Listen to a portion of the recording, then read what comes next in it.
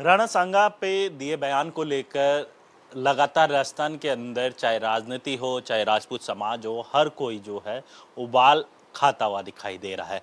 वजह जिस तरीके से सपा के एक सांसद के द्वारा जो बयान दिया गया, जो बयान के अंदर कहा गया राणा सांगा को गद्दार, और उसी को लेकर अब जो है राजस्थान के अंदर जगह जगह जो सपा जो सांसद हैं उनके खिलाफ जो है धरने प्रदर्शन होते हुए दिखाई दे रहे हैं। हम इस वक्त महिपाल सिंह जी के साथ हैं, उनसे बात करेंगे। सर, जिस तरीके से पूरा ये मामला हुआ है, लगातार हर जगह राजपूत समाज है वो इसका विरोध कर रहा है।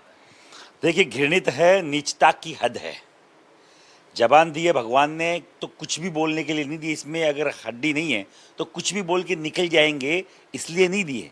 आप अपना इतिहास दुरुस्त करिए। बोलने से पहले आप एक राज्यसभा इतने बड़े ओहदे पे आप लोग हैं और फिर इस तरीके की टुच्ची हरकत आप लोग करते हैं। आपकी हरकतें जूत खाने लायक हैं।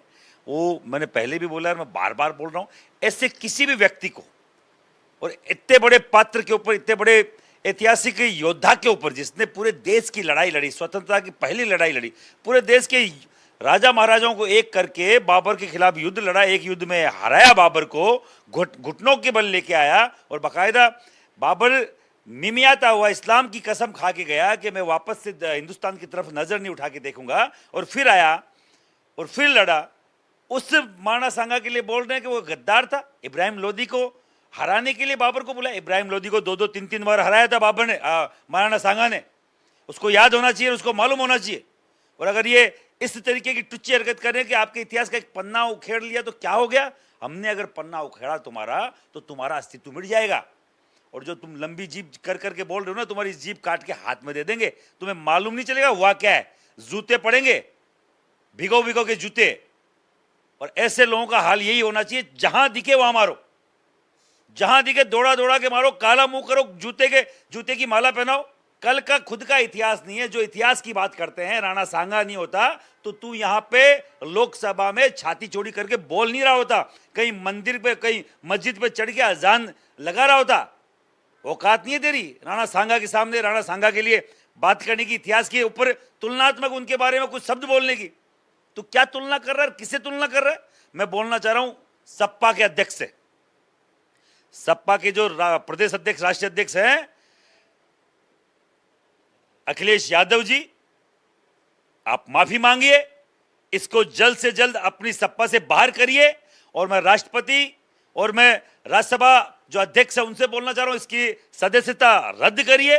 वो महाराणा सांगा जिनकी 80-82 घाव लगे 82, फिर भी खड़क रही थी प्यासी, उस बप्पा रावल, उस महाराणा सांगा जिनके एक आंख नहीं, एक हाथ नहीं, एक टांग नहीं, और लड़ रहे हैं इस देश के लिए। पूरे देश के राजाओं को एक छत्र पे लेके तोपों के सामने तलवार से लड़ना, और ये बात करते हैं कि गद्दार थे।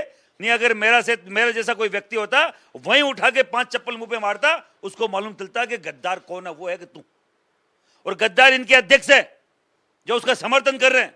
अभी आपने इस महापंचायत में कहा कि जब तक माफी नहीं मांगेंगे हम इसके जो सांसद है सपा के रामजी लाल, उनकी जीभ है वो काट लेंगे, ऐसा कुछ?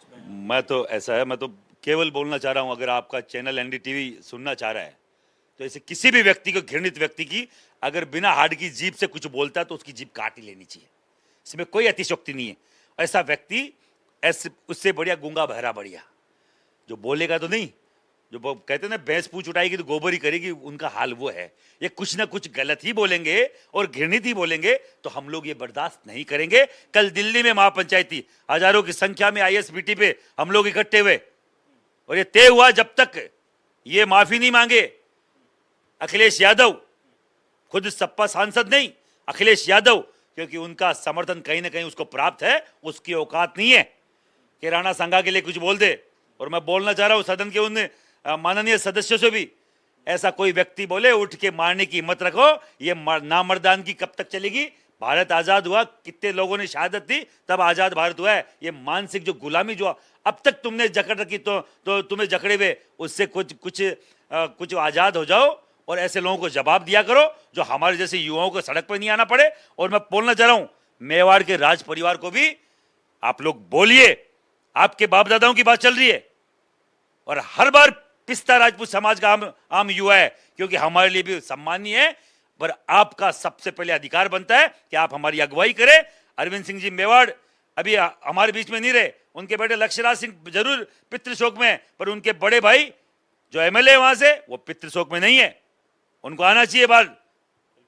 महिपाल सिंह मकराना, जिनका साफ तौर पे कहना है जो सपा सांसद है रामजीलाल सुमन के द्वारा जो बयान दिया गया है उस बयान को लेकर वो लगातार इसी तरीके से विरोध करेंगे।